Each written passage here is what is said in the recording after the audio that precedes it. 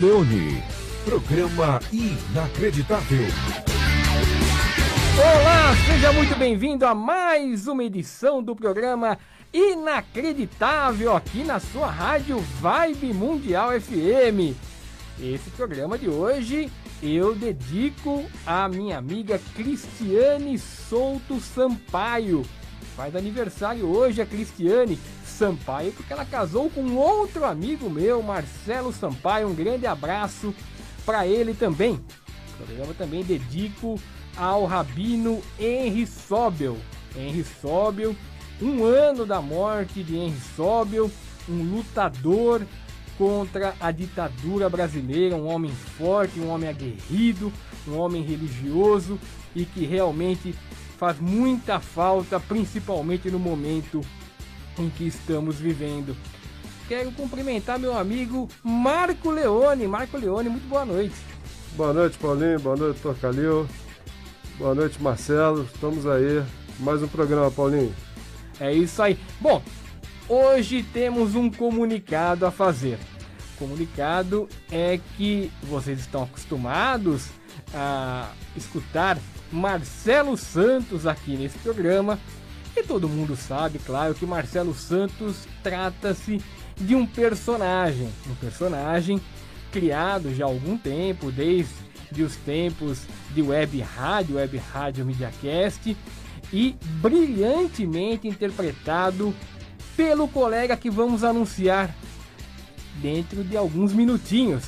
Esse colega que, pela sua generosidade, é a mola mestre desse programa. O programa Inacreditável não existiria se não fosse por ele.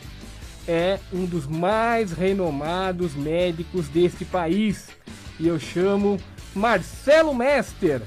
Muito boa noite! E não tá no ar? Ah, então vamos chamar ele daqui a pouco, hein? Fiz uma apresentação tão bonita para ele e ele não tá no ar. Bom, daqui a pouquinho ele vai entrar no ar. Bom, enquanto isso, vamos chamar um outro médico renomado, que é o nosso convidado. Aliás, gostaria de dizer para a técnica, por favor, se puder baixar um pouquinho só a trilha, que a trilha está um pouquinho mais alta, aí ficaria interessante. A trilha está um pouquinho alta, por favor. Bom, agora sim, agora ficou bom. Vamos apresentar o nosso entrevistado, Dr. Jorge Calil, professor titular de Imunologia Clínica e Alergia da Faculdade de Medicina da USP, diretor do laboratório do Instituto do Coração, atualmente desenvolvendo vacinas contra, só coisa importante, hein? Covid-19, vamos ver se eu acerto isso aqui, hein? Streptococcus, acho que é assim mesmo, HIV, dengue e zika, todas em estágio científico avançado. Seja muito bem-vindo, doutor. Muito obrigado, Paulinho, pelo convite. Também o Marcelo Mestre, quando entrar. Sim. A hora que eu estou conhecendo agora, será um prazer estar com vocês. Legal. Doutor, vamos começar aqui já com a dúvida que todo o planeta está na expectativa aqui, né? Qual é a data mais realista para que a vacina do Covid-19 seja aplicada? Bom, eu também estou junto com a humanidade querendo saber quando é que chega a vacina, né? Não, o que nós temos é que nas últimas semanas nós temos resultados muito interessantes que estão sendo declarados pelas empresas por comunicados de imprensa. Nós ainda não temos acesso às publicações científicas que nós, médicos cientistas, gostamos de ver, mas tem resultados muito bons da Pfizer e da Moderna. São duas vacinas com tecnologia muito moderna, como já diz o nome, que é baseado no RNA, que é um ácido nucleico, que é uma informação genética, na verdade, que é colocada. E agora, ontem, também tivemos notícias da Oxford. A notícia da Oxford não está muito clara ainda qual é quanto que ela vai, digamos, proteger as pessoas, aí de 70%, mas dependendo de uma forma como é imunizado dá 60%, outra forma dá 90%. Bom, temos que esclarecer. Mas a vantagem da vacina de Oxford é que ela já tem um convênio com o Brasil, com a Fiocruz. Eles vão mandar vacinas prontas, depois vão mandar vacinas a granel para serem colocadas em frascos aqui, e se acredita que aí no fim do ano que vem e tal, já estejamos produzindo as vacinas aqui. Vamos ver essa vacina de Oxford também, comercializada pela empresa AstraZeneca, quão boa ela será. Ainda falta um pouquinho de dados para a gente saber. A gente sabe que são 2 doses, mas é importante que ela esteja aqui no Brasil. E estamos esperando também que cheguem os resultados da vacina chinesa, a Coronavac, que foi produzida pelos laboratórios Sinopharm na China e que foi exportada pronta para uso. Já chegaram algumas vacinas aqui, depois eles vão mandar também a granel. O Instituto Butantan vai ter que colocar isso em frascos para serem... Mas primeiro nós temos que saber se ela funciona. Quer dizer, tudo isso ele está falando que vai colocar, mas na verdade nós precisamos dos resultados da fase 3, que ainda não estão prontos. Antes de passar para o Leone, doutor, dessas vacinas, eu sei que parece que uma delas ou 2 delas, elas têm que ser colocadas numa temperatura de menos 70 graus.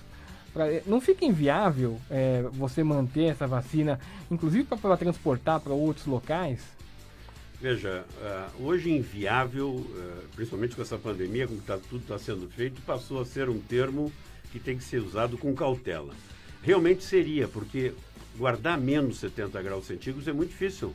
O meu laboratório de pesquisa tem vários, menos 70, são caríssimos, tem poucos, eles são muito sensíveis, etc. Mas a Pfizer desenvolveu umas caixas em que ela coloca gelo seco, como você sabe, a temperatura é muito baixa, e essas caixas fechadas duram pelo menos 10 dias. E pode levar aí de 1.000 a 5.000 doses. Então eles desenvolveram isso. Agora, sem dúvida que para nós, um país tropical, tendo que viajar muito, Pantanal, Amazônia, etc., seria melhor uma vacina que fosse apenas refrigerada.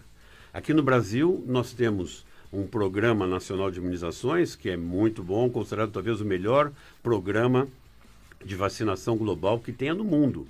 E o Brasil faz isso muito bem. Nós temos quase 40.000 salas de imunizações no Brasil. E essas salas, elas estão acostumadas a fazer campanhas de vacinação. Só que elas só têm geladeira. Elas não têm congelador. A vacina da Moderna precisa de um congelador comum, congelador de casa comum. E a vacina Pfizer, ultratemperatura. Mas, veja, o importante é ter a vacina. Eu acho que o Brasil também tem capacidade de logística. Nós temos um ministro da Saúde, que é um general 4 estrelas de logística. Então, nós teríamos que resolver... Pelo menos de logística ele tem que entender, já que ele não entende muito de saúde, né? Leone? Doutor, a gente vê basicamente hoje aí, pela minha observação, 3 cenários, né? A gente tem lugares como, por exemplo, a Suécia, que decidiu brigar pela imunidade de rebanho, onde as pessoas não usam máscara. Na Europa, nos Estados Unidos, a gente tem ouvido falar numa tal de segunda onda. E aqui no Brasil, a sensação que a gente tem, até esse final de semana, a gente vê algumas reportagens de festas, aglomerações com milhares de pessoas. Só acredita que nós vamos, primeiro, comparar esses cenários, qual que é o mais eficiente, né? E o senhor acredita que tem uma segunda onda vindo ou já chegou aqui no Brasil? Bom, em primeiro lugar a Suécia, né? Difícil comparar a Suécia com o Brasil, né? Sim. Quer dizer, eles têm poucos habitantes, muita gente vive sozinha na Suécia, eles têm um comportamento social, eles sabem o que é o isolamento, etc. Mesmo que eles não tenham aí feito o lockdown como outros lugares fizeram, ou seja, fechar completamente as coisas, eles tomaram cuidado. Mas o ministro da Suécia já se arrependeu disso, porque ele disse que não esperava que fosse morrer tanta gente como morreu. Então, morre muita gente. Por que morre tanta gente? Se as pessoas fossem ficando doentes aos poucos, ia morrer gente. Sim, ia morrer gente, mas ia morrer menos, porque a sobrecarga do hospital não seria muito grande. O que aconteceu, como acontece em vários lugares, Nova York foi um desastre, houve uma sobrecarga dos hospitais, que eles até até na lanchonete do hospital tinha pessoas entubadas para ajudar na respiração. Então, isso foi o que aconteceu lá. Os Estados Unidos, por falta de liderança na área de saúde, porque não tem um sistema universal de saúde como nós temos no Brasil, vocês A gente pode criticar o Brasil, mas nós temos o SUS. Então as pessoas que ficavam doentes lá não tinham o que procurar. E está sendo um desastre. Ainda por cima, houve muitas manifestações antirracistas, governo, republicanos, democratas, etc. Está um caos nos Estados Unidos, completamente fora de controle. Tem 150 mil casos diários novos. Eles tiveram um aumento de 2 semanas de coisa de 60%. Então, eles vêm aí com novas ondas, né? Tem uma questão semântica se é uma onda ou se não é uma onda. Quando você vai no mar, você tem onda grande, tem onda pequena, e nunca vai a zero, né? O mar não fica oco, ele vai tendo onda. Então, vamos chamar de onda sim. Agora, o que aconteceu na Europa? Na Europa, pessoas educadas, sabiam que o vírus estava lá, tiveram um primeiro surto que foi muito mortal, mas o que acontece? As pessoas cansam, não vem gente morrendo, não vem a doença perto. Começam a fazer festa, principalmente as pessoas jovens. As pessoas jovens dizem assim, pô, eu sou jovem, morre menos jovem, eu vou tomar o risco, provavelmente não vou morrer.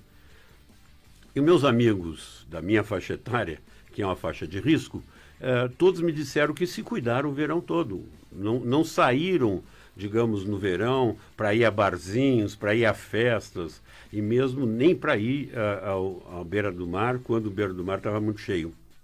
E o que aconteceu lá é que a garotada fez os seus aglomerados, começou a ficar doente. Aí diziam, mas a morte tem bem menos morte. Realmente é bem menos morte, porque estavam as pessoas jovens. Agora está passando para as outras faixas etárias. E ontem a Suíça disse que o sistema hospitalar da Suíça tinha já quebrado, ou seja, não tem mais condições de atender ninguém. Na Suíça, há pouco tempo a França estava mandando pacientes graves para a Alemanha, que tinha mais UTI. Então, o que aconteceu na Europa foi realmente um segundo risco.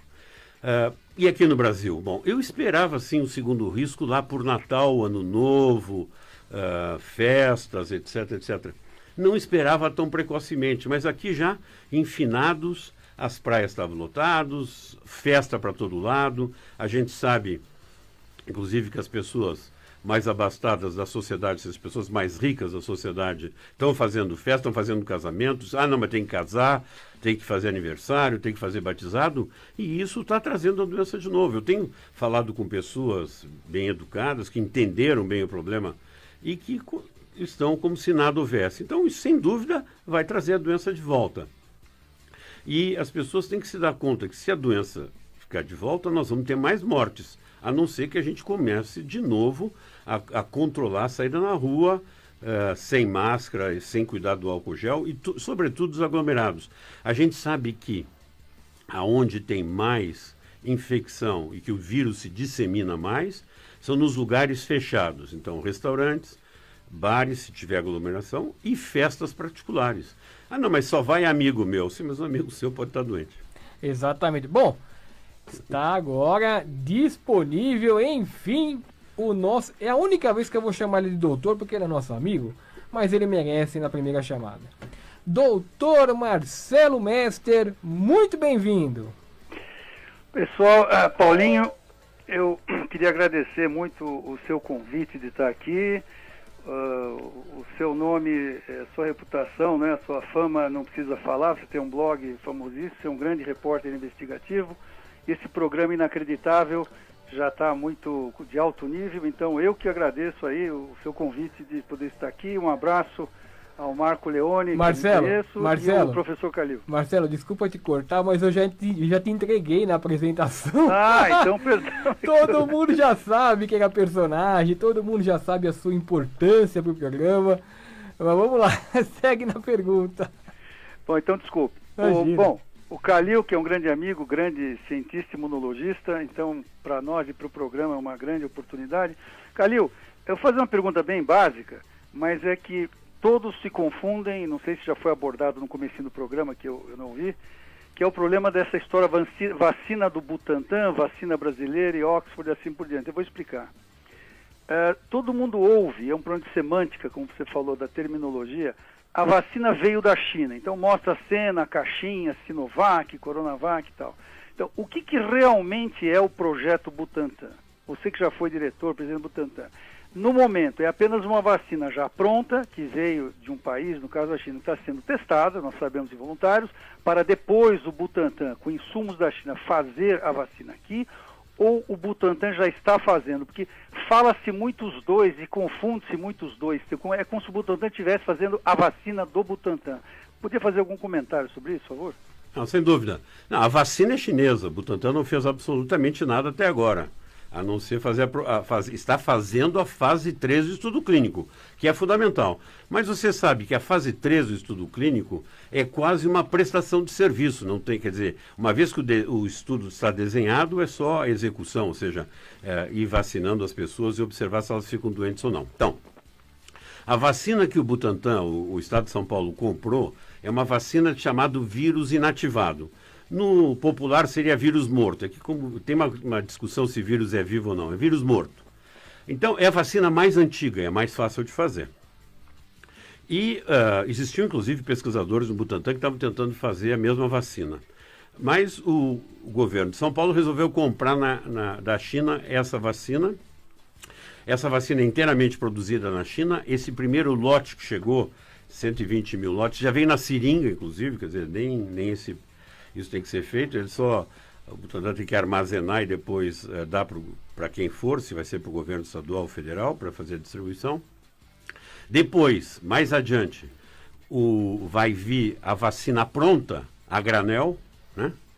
Vacina pronta a granel, e aí simplesmente você vai distribuir em frascos ou em seringas e vai liberar para a rede pública. Bem mais adiante, eles vão começar a produzir a vacina. Para isso, eles pegaram um prédio que já existia, que era para ser feito os hemoderivados, eles desmancharam a parte interna do prédio para adequar a essa nova fábrica e vão, então, produzir o vírus aqui, vão inativar aqui, vão fazer todo o processo aqui. Quando isso vai ser feito? Bom, eu acredito que em 2022... por meados de 2022, talvez eles comecem a fazer a vacina desde o princípio aqui. Isso me lembra um pouquinho, quando, eu não vivi isso, mas eu ouvi, quando o Brasil resolveu se industrializar, ele comprava Volkswagen que chegava inteiro, depois chegava quase inteiro, só botava os pneus aqui, depois botava as rodas, e assim vai. Então, transferência de tecnologia é isso, demora um tempo. Então, a vacina não tem nada de brasileira, essa vacina é uma vacina chinesa que no futuro talvez a gente produza aqui. Por enquanto a gente importa. Da mesma forma, a vacina de Oxford e da AstraZeneca, ela é completamente importada. Tem um convênio com a Fiocruz, eles vão entregar a vacina pronta para a Fiocruz, depois vão entregar a granel para fazer a distribuição em frascos e muito mais à frente a Fiocruz talvez venha a produzir a vacina aqui. Bom, então vamos falar agora de uma vacina brasileira. O senhor tem trabalhado, né, no desenvolvimento de uma vacina para a Covid-19, né, no laboratório do INCOR. Aliás, o senhor está fazendo home office, né, por conta do Covid-19. Qual a diferença dessa vacina que o senhor tem trabalhado para as demais que estão sendo especuladas no mercado? Bom, Paulo, essa pergunta é uma pergunta importante. Eu vou ter que entrar um pouquinho em tecnologia, sem ser muito inconveniente. Então, deixa eu dizer para você o que foi feito até aqui. Quando surgiu a doença, nós sabíamos que tínhamos que desenvolver uma vacina rapidamente. E nós sabíamos que os gigantes farmacêuticos, eles iriam seguir o canal mais direto. Então, não tinha nenhuma chance dos pesquisadores brasileiros de irem nesse canal, porque não teriam os mais de 2 bilhões de dólares para fazer o desenvolvimento direto. Então, você tem que trabalhar um pouquinho com a cabeça e tentar achar o seu nicho, né? E o que foi feito? Então, os grandes laboratórios fizeram ou a vacina inativada, que eu expliquei há pouco, que foram os chineses que fizeram, tem 3 laboratórios chineses e um da Índia, que é uma tecnologia, como eu disse, antiga. E os laboratórios do mundo ocidental, eles fizeram algumas maneiras de levar para o sistema imune, para produzir anticorpo e célula protetora, uma proteína do vírus, que é chamada proteína da espícula, que dá aquela forma de coroa, que por isso que o vírus chama coronavírus. Bom, a gente sabia que ia ser feito isso, e o que nós decidimos fazer foi, então, estudar um pouquinho qual é o mecanismo de defesa que a gente tem para se defender do vírus. E a gente determinou quais são as partes do vírus que são importantes para a gente ter anticorpo que destrua o vírus e quais são as partes do vírus que tem que ter o que a gente chama de resposta celular. Então, nós compusemos um antígeno, que a gente chama, ou seja, a parte quente da vacina mesmo, que é importante, que é um composto desses vários pedaços do vírus. E estamos colocando numa pequena partícula de açúcar para instilação nasal. O que nós buscamos aqui? Primeiro, nós buscamos uma resposta dirigida aos alvos do vírus, que são a resposta celular e humoral, inclusive para desencadear uma resposta com uma memória mais longa. A gente tem discutido muito a memória da vacina, ninguém sabe. E também, o que nós estamos buscando? Que seja termoestável, ou seja, que a temperatura não seja muito importante, porque está numa partícula de açúcar, não é essas coisas aí congeladas, não é material vivo que se decompõe rapidamente. E nós estamos buscando também instilação nasal, que é muito mais fácil. Tem muita gente que tem medo de agulha, não gosta aqui. E por que é nasal? Porque o alvo da doença é fundamentalmente o trato respiratório. Então, se você fortalecer o trato respiratório com a vacina, você tem menos chance de ter a doença. Então, isso que nós estamos desenvolvendo. E nós já decidimos qual é que vai ser a composição. Agora estamos trabalhando para ver o melhor protótipo, qual é a melhor combinação de nanopartículas, que a gente sabe são partículas muito pequenas, para que dê uma resposta imune mais forte. Então nós estamos nessa fase, nós vamos demorar um pouco mais que os outros, mas a gente acredita que essa vacina pode ser uma vacina que seja a definitiva, porque vai ser muito fácil de usar, termoestável, barata, e para nós aqui no Brasil não tem que gastar dinheiro comprando vacina no exterior.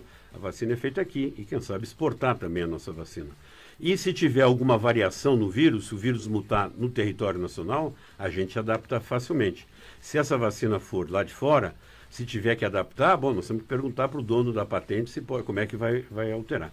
Então é isso que nós estamos fazendo, nós estamos muito esperançosos do que a gente está fazendo, a gente está acreditando muito. O grupo, quando começou a doença, não tínhamos ninguém trabalhando nessa área, especificamente, e aí nós estamos com mais de 30 pessoas trabalhando, gente de todas as idades, e ainda nível de mestrado, doutorado, pós-doutorado, professores, e temos aí uma vibração muito grande e vamos chegar lá. É isso aí. Bom, vamos para um breve intervalo agora, voltaremos daqui a pouquinho. Você está ouvindo o programa Inacreditável, com Paulo César Prado, Marcelo Santos e Marco Leone. Voltamos, estamos de volta, programa Inacreditável aqui na sua Vibe Mundial FM. Estamos conversando com o doutor Jorge Calil. E a primeira pergunta agora é de Marco Leone. Doutor Calil, muito se fala também sobre os testes, né? A gente sabe que tem modelos diferentes de testes, e mais popularmente ficou uma preocupação com falso positivo, falso negativo, quer dizer, a expectativa da população é que esse teste fosse uma coisa mais conclusiva. E tem países também que fizeram testagem em larga escala, outros nem tanto. O Brasil tinha uma meta de testar 25 milhões de pessoas, parece que não conseguiu fazer nem 10% disso.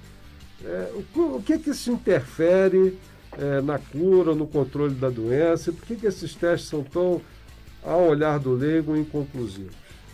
Bom, primeira coisa, Marco, a gente aprendeu na Idade Média, com as grandes epidemias que houve lá, que para parar uma epidemia nós temos que isolar a pessoa que está doente. Isso aqui a gente aprendeu lá na Idade Média. E até hoje se faz a mesma coisa, nós temos que isolar. Bom, para isolar, naquela época, às vezes tinha os sinais e sintomas da pessoa, o indivíduo via que ele estava tendo uma peste bubônica, negra, o que fosse. Bom, hoje em dia, além disso, o médico tem vários outros instrumentos. Mas veja, diagnóstico médico é diagnóstico médico, não é assim, eu vou na farmácia e tal, não é assim. Então, não teste de gravidez. Não é teste de gravidez. É um teste que pode ser outra virose, pode ser outras coisas. Muito bem. O que nós deveríamos ter feito quando a pandemia estava se aproximando? Eu falei várias vezes naquela época.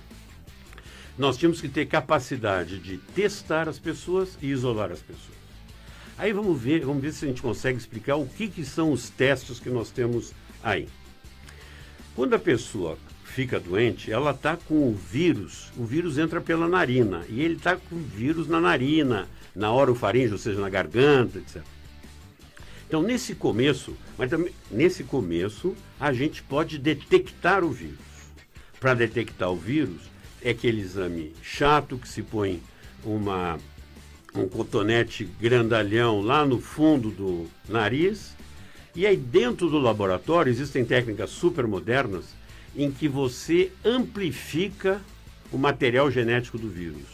Então, por uma técnica super moderna, se amplifica, e aí você vê se o vírus está ali. E é bastante específico, porque se não tiver o vírus ali, não vai ter material que vai ser amplificado. Muito bem. Agora, o vírus não fica muito tempo ali. Então, às vezes a pessoa diz assim, bom, eu jantei ontem com alguém que está doente. Eu vou fazer o exame hoje de manhã. Não vai fazer, vai dar negativo, porque o vírus recém chegou. Esse exame ele vai ser positivo depois de alguns dias de contato. Na verdade, a gente fala até no começo dos sintomas, mas poderia até ser feito antes em pessoas que são assintomáticas, desde que tem algum tempo de contato, porque o vírus tem que começar a proliferar, porque senão você não vai conseguir detectar nem com método extremamente sensível. E outra, depois de alguns dias, o vírus desaparece da narina, porque ele já foi embora, ele já foi pelo bronco, já chegou no pulmão, etc. E você talvez encontre na narina. Então, a janela que o PCR é positivo é relativamente curto. E, por isso mesmo, ele pode dar falsos negativos se for feito fora dessa janela. Então, às vezes, o indivíduo está com sintoma, está com toda a clínica, que o médico diria que está com toda a clínica, e ele pode não estar mais com o exame positivo no PCR. Pode ser que não esteja positivo. Então, de uma forma geral, o teste PCR é positivo em 70% dos casos. Agora, se você pegar entre o terceiro e o sétimo dia de sintomas, aí ele vai a 90% de sensibilidade, ou seja, que ele detecta alguém que esteja realmente doente. Mesmo assim, não é 100%. Né?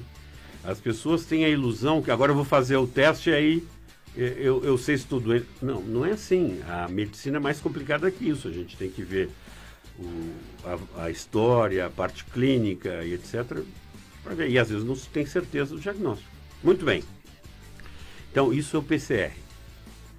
E o que as pessoas fizeram em muitos lugares do mundo? Treinaram as pessoas para fazer o PCR, e quando a pessoa apresentava o primeiro sintoma, ia lá, fazia o teste ficava pronto rápido, talvez no mesmo dia. Se fosse positivo, faria isolamento. Era isso que nós tínhamos que ter feito. Inclusive, nós tínhamos os hospitais de campanha que poderiam abrigar as pessoas que não tivessem condições de se isolar em casa. Porque é muito fácil dizer para uma pessoa rica, você se isola na sua casa.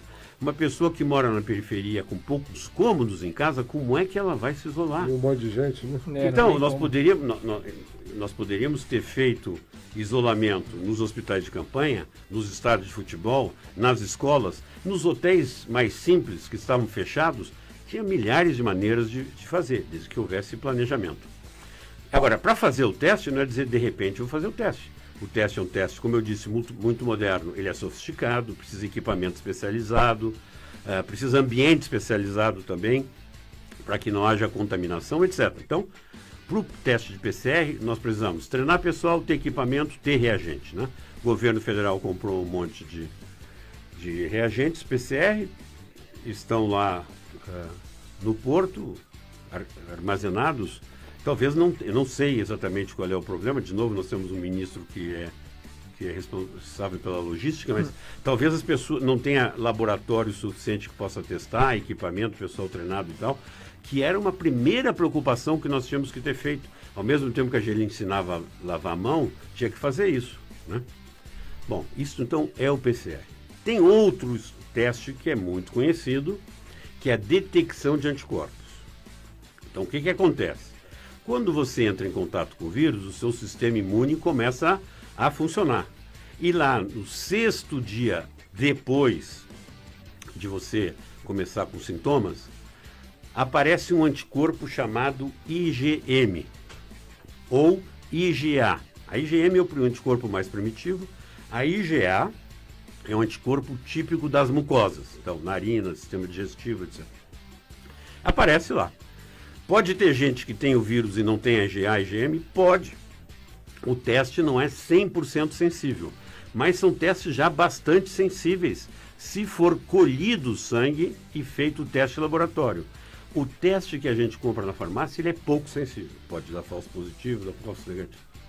Falso positivo, o que é? O indivíduo não tem a doença e deu positivo. Falso negativo, o que é? O indivíduo tem a doença e não deu positivo no teste, deu negativo.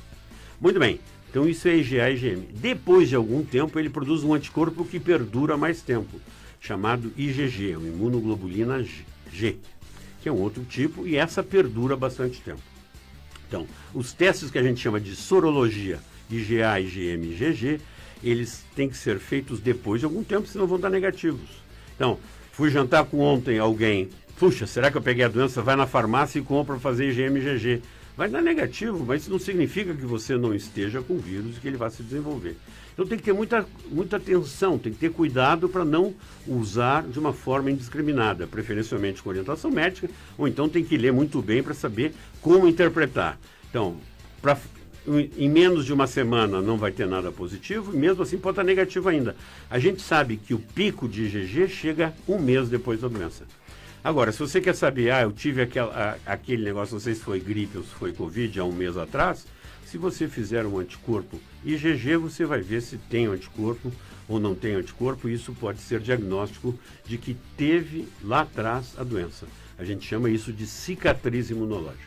Legal. Marcelo Santos, olha o ato fala, hein? Marcelo Mester. Obrigado. Da próxima vez, vocês me botam para ligação quando começa o programa, que eu não sabia que vocês já tinham falado tudo. Não, na verdade nós colocamos, mas depois eu te explico. Bom, ok. Então, o Calil, para não desviar do rumo, porque o tema é tão fascinante, até o lado das vacinas, hoje no Estadão, né, primeira página, vacinas é o tema do momento. Comenta um pouco para a gente do IgG, como você falou, o seguinte: normalmente a pessoa que desenvolve a imunidade e duradoura, que é IgG, fica protegida, em tese, pro resto da vida, né? Mas então, o que se tem falado, outras controvérsias aí? Existe o fato da pessoa poder ficar positiva e depois pegar de novo a doença? Ela pode se reinfectar mesmo, pode ter uma outra reinfecção, a IgG pode não ser duradoura. O que já se aprendeu sobre isso no mundo? Bom, existem casos de reinfecção? Existem, né? Não são muitos até agora. Nós temos casos bem documentados na literatura médica, entre 5 e 10, né? O que as pessoas têm que cuidar é o seguinte: bom, eu posso ter a Covid, né? E depois posso pegar uma gripe. Os sintomas vão ser parecidos. Reinfecção? Não. Eu fiz a Covid, aí depois deu PCR positivo. Depois, mais um tempo atrás, o PCR está positivo de novo. Bom, isso tem que ser visto direitinho por um médico, mas é possível que fique na narina resquícios virais que não foram completamente eliminados e o vírus não está mais ativo, ou seja, você não consegue, ele não está vivo, não está ativo, mas ainda tem um pouco de ácido nucleico e a reação da positiva. Então, existem muitas coisas, mas o que eu digo sempre é o seguinte: você teve a doença, foi confirmado por PCR, então você está protegido até prova em contrário. Você não vai pegar a doença até prova em contrário. O que é a prova em contrário? É nós sabermos por quanto tempo fica essa defesa, que a gente ainda não sabe. O pessoal que teve na China, em Wuhan, ainda em dezembro do ano passado, não está ficando doente. O pessoal da Itália também não está tendo reinfecção.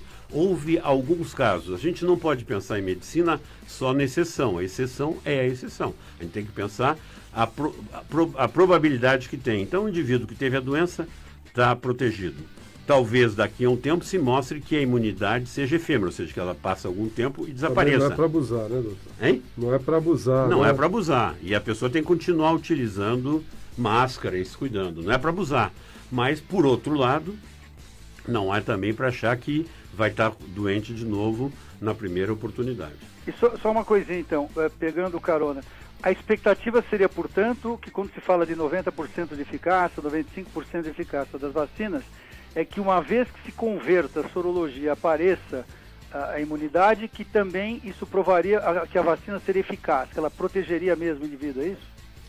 Bom, Marcelo, aí tem uma questão muito grande. O que você está falando é o que se chama medicamente correlato de imunidade. Ou seja, Você está querendo dizer qual é o marcador para saber se eu estou protegido. Nós não temos esse marcador. Porque Quem é que atesta isso, doutor, se uma vacina é boa ou não? Então, só para terminar, a gente não sabe se o indivíduo tem anticorpo, não significa que ele está protegido, não. E se ele não tiver anticorpo, não significa que ele esteja protegido se ele já teve a doença. Agora, como é que se faz o teste para saber se o cara tem 90%, 95%, 15%, etc.? É muito importante que as pessoas entendam que quem está fazendo, a empresa que está fazendo o teste, está patrocinando o teste, e mesmo o cientista que está ali vendo o paciente que está imunizando, não são eles que veem se a vacina funciona ou não. Eles simplesmente vão relatando o que tem, né? Esse aqui pegou a Covid, aquele lá não pegou, aquele lá teve isso, aquele lá teve aquilo.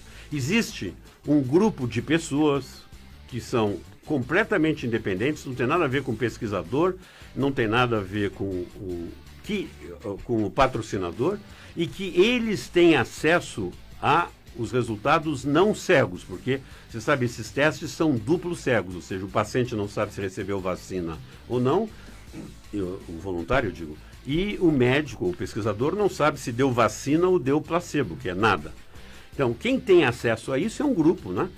E aqui se tem chamado de Comitê Independente de Avaliação, né? Em inglês isso aí se chama DSMB, para Data and Safety Monitoring Board, ou um board que monitoriza a segurança e a eficácia. E nos Estados Unidos eles fizeram uma unificação desses comitês. Eles pegaram todos os comitês das vacinas que estavam sendo financiadas pelo governo norte-americano, eles fizeram um comitê no Instituto Nacional de Saúde, que tem 10 pessoas, tem 2 estrangeiros, eu sou um deles. Então, eu tenho acesso, eu fui o primeiro, digamos, no mundo a ver que a vacina da Moderna funciona, porque a gente, num domingo, passou um domingo todo analisando. Então, existe essas precauções para que a gente não achar que tem interesses aí que estejam,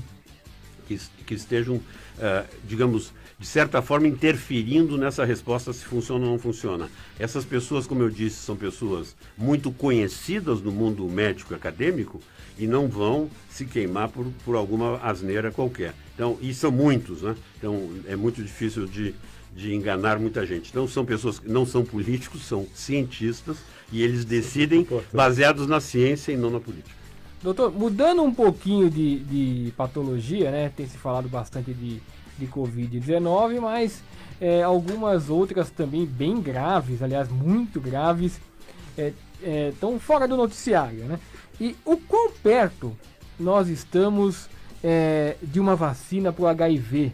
E quais as maiores dificuldades para que se consiga uma eficácia nesse trabalho? Bom, a pergunta é esta. Quando que a gente pode fazer uma vacina, né? Quando é que se pode fazer uma vacina e quando é que não dá para fazer uma vacina? Então, uma resposta simples, se nós olharmos para a natureza, é a seguinte. Se você tem uma infecção viral e o seu sistema imune consegue acabar com essa infecção viral, você fica livre, né? Você esteriliza esse vírus, você pode fazer uma vacina. Você só tem que estudar como é que o sistema funcionou para eliminar. Então, por isso que normalmente quando se faz uma vacina, se leva muitos anos estudando a resposta do indivíduo contra o vírus para depois fazer a vacina, né? Eu não estou levando muitos anos, mas o meu grupo, como eu disse para vocês, a gente está baseando a vacina no estudo da imunológico de defesa. Já no HIV, nós não conseguimos eliminar o HIV. Então, as pessoas que têm HIV não conseguem eliminar. Ele fica cronicamente com HIV até ele morrer. Hoje em dia, nós temos uma série de drogas que seguram o HIV. Ou seja, você, em vez de ter uma doença aguda que você vai morrer logo, você tem uma doença crônica, você vai tomando remédio, o vírus fica quietinho lá no canto dele e você vai vivendo com o vírus. Então, você vive com o vírus. Este aí é muito difícil de eliminar.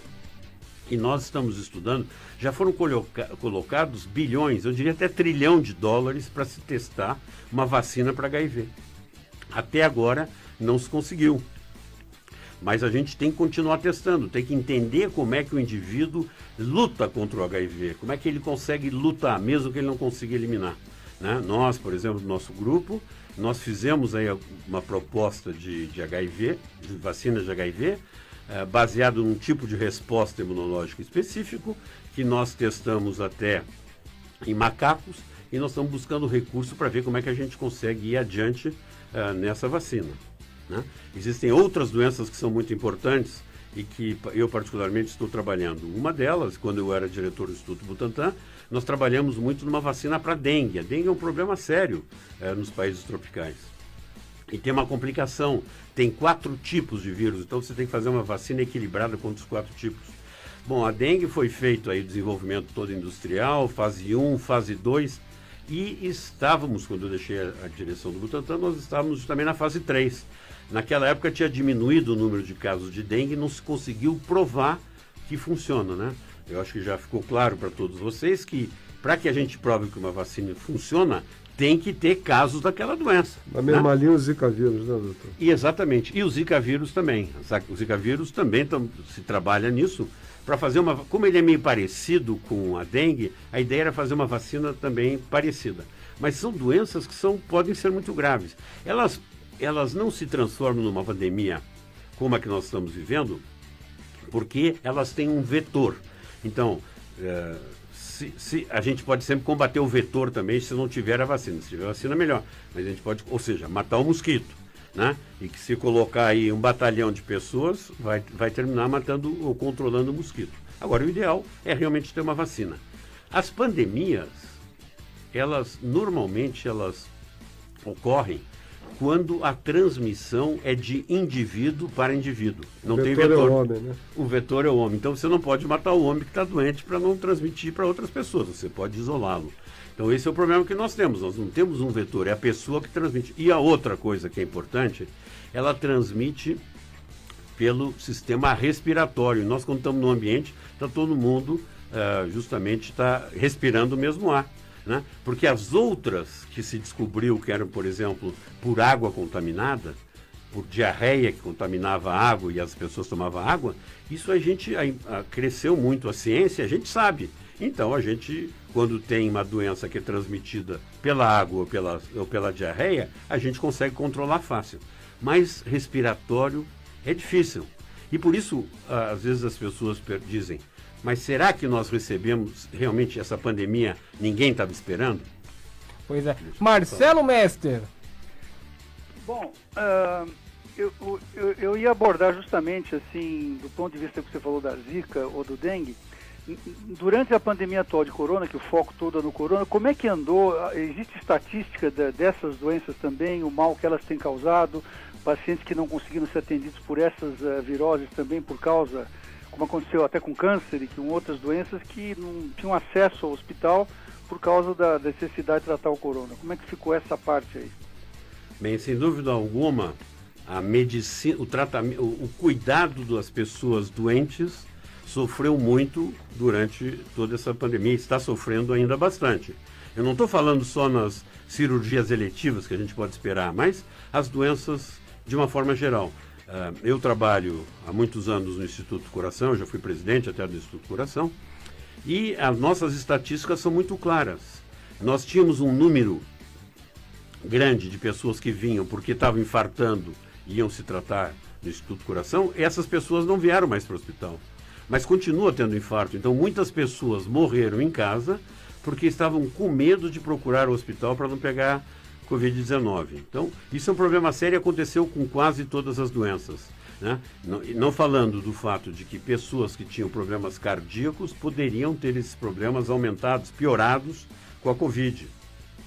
Pessoas que tinham câncer e que estavam com tratamento também podiam ter uma doença mais grave por causa do Covid. Então, realmente, essa pandemia mexeu com todo o sistema de saúde em todos os níveis. E nós estávamos recuperando a atividade médica normal, mas agora, aí na últimas 2 semanas, ficou mais difícil com o aumento do número de casos e os comunicados feitos pelos grandes hospitais de São Paulo, mas na verdade para todo lado, como o Sírio e o Einstein, dizendo que o número de Covid tinha aumentado muito e que então tinha que cuidar das internações eletivas. Leone? Doutor, se eu não estiver errado, a última pandemia que nós tivemos foi há 100 anos atrás, a gripe espanhola ali. Qual é o prognóstico para uma próxima pandemia? Vai demorar mais 100 anos para uma outra? Bom, é claro que é difícil a gente saber. Em todo caso, é importante saber que o mundo médico, científico, inclusive o Bill Gates, nós sabíamos que ia ter uma pandemia mais cedo ou mais tarde, pela globalização, pela facilidade que tem de um vírus de passar de um indivíduo para outro, com as viagens e levar. Como eu disse, mais frequentemente, quer dizer, o que a gente esperava mais talvez fosse uma influenza, podia ser outros vírus, mas não um que a gente desconhecesse, né? E na gripe, veja, na influenza, nós tivemos já várias ameaças. Nós vivemos todo o H1N1, a gente sabe que foi uma ameaça, se conseguiu controlar. Por quê? Bom, nós já temos uma vacina para a influenza, o que nós temos é que adaptar um variante da influenza que venha. Por exemplo, em 2015, né, as pessoas não souberam, mas eu era diretor do Butantan, eu fiquei muito preocupado quando surgiu um vírus de influenza na China chamado H7N9 com uma mortalidade superior a 30%. Desgraça total. O que foi feito? Bom, como já tinha uma vacina de influenza, nós trouxemos esse vírus especificamente, cultivamos, fizemos a vacina, preparamos os tubos semente para fazer uma grande quantidade de vacina se ela continuar se alastrando, testamos clinicamente, pronto, ali está o antídoto. Se vier, a gente tem como fazer. Agora, um vírus novo, aí fica complicado. E nós temos vírus novos em vários lugares do mundo. A gente sabe que tem milhares de vírus novos, né? Tem alguns vírus que correm pela América Latina, mas por enquanto estão sob controle. De vez em quando, no Hospital das Clínicas aqui em São Paulo, nós recebemos algum indivíduo que teve numa região tropical, numa região ainda não pouco explorada, e que vem com uma febre desconhecida, que se identifica que é algum vírus, não sabe muito bem o que é, algumas pessoas se curam e muitos morrem também. Então, nós temos aí o Instituto Evandro Chagas lá no Pará, ele estuda muito isso, cataloga muitos vírus que nós temos na Amazônia, sempre pode escapar do controle, por isso que a gente tem que estar muito alerta. E nós temos que ter uma capacidade científica que a gente tem instalada no Brasil, mas que tenha a capacidade de responder rapidamente quando alguma coisa dessas aconteça. Veja, quando nós tivemos a febre amarela, que voltou a febre amarela, vocês estão lembrados aí, há 2 anos atrás, nós tínhamos um sistema de controle muito bom, a gente soube que a febre amarela estava vindo, nós tínhamos um controle também de todo o tráfego que existia dos macacos na floresta e como é que esses macacos iriam se contaminar e trazer a doença até o sul do Brasil. E nós sabíamos exatamente quais são os dias que tal região ia ser afetada. Então, o que nós precisamos é inteligência, muita ciência para poder acompanhar tudo isso. Nós não estamos livres assim, não sei se daqui a 100 anos, nós não vamos poder dizer, né? Mas a gente tem que ter preparado que qualquer hora dessas pode surgir outra ameaça mundial. No caso da influenza, o remédio, o Tamiflu também ajudou a controlar, né, doutor? Não falta isso também para a corona, não? Sim, para o coronavírus tem muitas tentativas de achar um Tamiflu. O Tamiflu não é, como diz a propaganda, nenhuma Brastemp, mas ele ajuda sim. Eu acho que o que mais ajudou no H1N1 foram o isolamento, não sei se você lembra, mas eu deixei de ir a vários congressos, então foi uma coisa importante. A mudança do clima, né? O coronavírus é menos sensível à mudança do clima e, sobretudo, a produção da vacina e a vacinação dos grupos de risco. Perfeito. Doutor Jorge Calil, muito obrigado pela presença, realmente uma participação relevante, bem explicativa, tenho certeza que o ouvinte aqui da Rádio Vibe Mundial saiu satisfeito. E contamos com uma presença do senhor no futuro também, hein? Com o maior prazer. Acho que é um papel importante do médico, do cientista, informar a população com informação que tenha uma base, que não sejam essas fake news que estão invadindo aí. E eu diria para as pessoas, cuidado com as fake news, hein? Não vão atrás porque vocês podem perder chances, né? Uma delas, inclusive, é se vacinar. Marcelo Mestre, um grande abraço. Grande abraço, foi um prazer estar com vocês, parabéns. É isso aí. Marco Leone. Programa especial hoje, Paulinho. Doutor Marcelo Mestre aí, estreando. Doutor Calil, sensacional. Muito obrigado, boa noite. É isso aí, um grande abraço a todos. Até terça. O blog do Paulinho apresentou...